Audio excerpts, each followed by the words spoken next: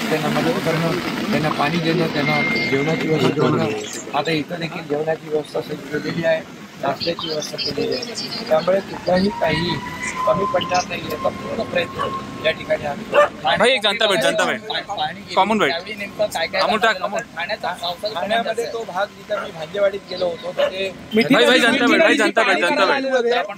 जनता मिठी नदी ची धोकादायक पातळी ओलांडलेली आहे आणि तुम्ही पाहणी केलेली आहे. क्रांतीनगरला शिफ्टिंग करण्याचं काम चालू आहे. आता मिठी नदीचं जे धोकादायक पातळी होती त्याच्या पातळीच्या खाली पाणी आलेलं आहे. आता हायटाईट सुरू झालेली आहे आणि त्यामुळे यासाठी कुठलाही धोका नको म्हणून NDRF डिझास्टर सगळं काम करते. मुंबई महापालिकेची टीम सगळे अधिकारी रस्त्यावर फील्डवर आहेत आणि जवळपास 5 ते 25 पंप ॲक्टिवेट आहेत. त्याचबरोबर 10 mini pumping station, 6 main pumping station या ठिकाणी कार्यरत आहेत. होल्डिंग पॉईंट जे आहेत तेही ओव्हरफ्लो झालेत. होल्डिंग पॉईंट देखील आपण केले आणि म्हणून कमी वेळामध्ये जास्त पाऊस पडला आहे. 6 तासामध्ये 200 मिलीमीटर पाऊस आणि 24 तासात 300 मिलीमीटर पाऊस. हा कमी वेळामध्ये जास्ती पाऊस पडण्याचं एक या सर्व प्रकारामुळे या ठिकाणी अनेक ठिकाणी पाणी साचलेलं आहे. बऱ्याच मुंबईमध्ये अनेक ठिकाणी पाणी साचले, परंतु जे पंप आहे ते पंप तिथलं पाणी ड्रेन आउट करतात, पाणी बाहेर फेकतात आणि त्यामुळे सर्व टीम आणि उद्या रेड अलर्ट उद्यापर्यंत आहे आणि सकाळपर्यंत आणि सार्वजनिक सुट्टी दिलेली आहे आणि खाजगी कंपन्यांना देखील, खाजगी संस्थांना देखील आवाहन केलेलं आहे की आपण आवश्यकतेनुसारच, अगदी आवश्यकता असेल, गरज असेल तरच बाहेर पडा, अन्यथा घरातून काम करा, वर्क फ्रॉम होम अशा प्रकारचं देखील विनंती, आवाहन केलेली आहे.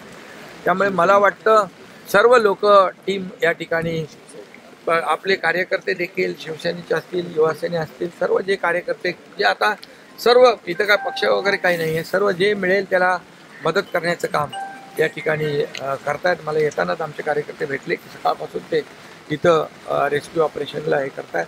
आता जवळपास 300-400 लोकांना आपण सुरक्षित स्थळी हलवलेलं आहे. त्यांची सर्व व्यवस्था त्या ठिकाणी केलेली आहे.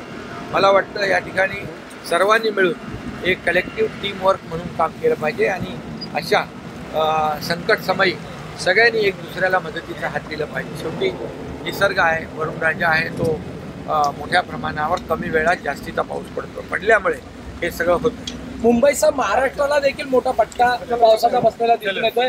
कसा आढावा घेतलेला आपण? ते तो सर्व बघा, इथं मी आपल्याला सांगतो की मुख्यमंत्री महोदय, अरे बाबा,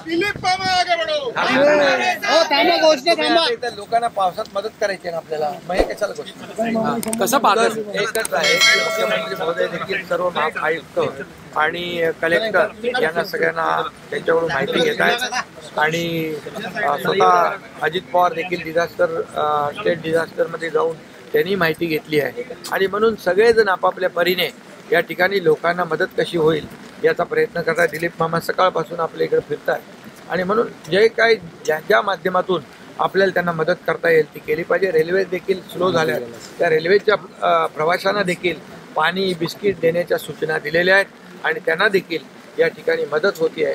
सगळ्यात महत्त्वाचं म्हणजे जीवितहानी होऊ नये यासाठी शासन आणि प्रशासन आणि हे सर्व लोक टीम बनवून काम करतात.